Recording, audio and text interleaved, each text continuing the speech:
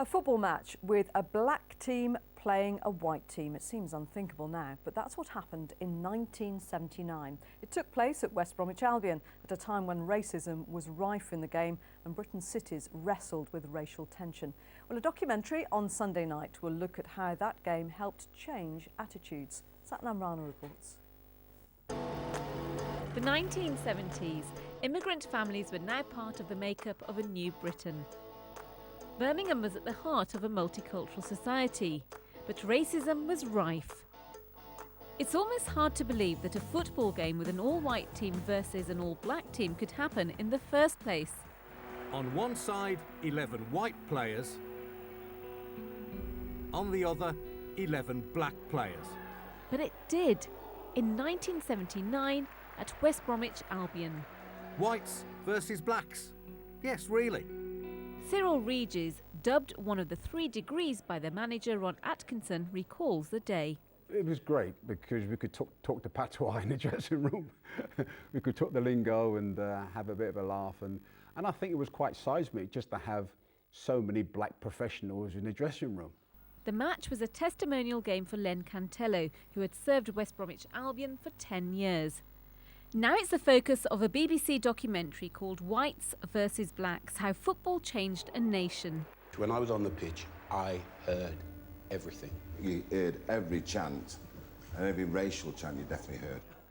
And this is why some of the former players from the 1979 game came together to watch a preview of the show here at the Mac in Birmingham. It wasn't apparent to us whether that was through our ignorance or naivety. But we didn't, or I didn't certainly, and I'm sure the rest of the players were the same, didn't give it a thought. It wasn't something that impacted on us and said, this is something different. Now, fast forward another 20 or 30 years and it wouldn't happen. It was a moment when virtually all the black footballers in the game came together, even young apprentices like Stuart Phillips from Hereford United.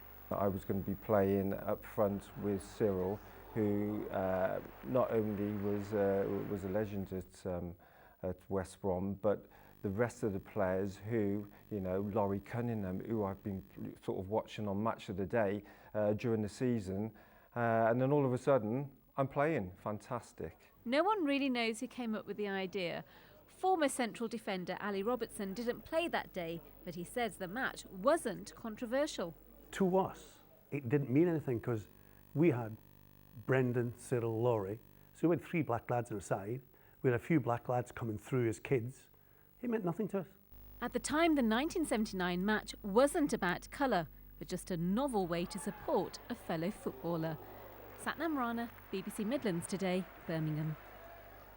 And you can see that documentary, presented by Adrian Charles at 9 o'clock on Sunday night on BBC Two. Might be a little bit biased, but it does look as though it's going to be a really good programme. A fantastic story, remarkable really, from a time when Albion, yes, they were one of the best teams in the land, honestly, and that's not me being biased.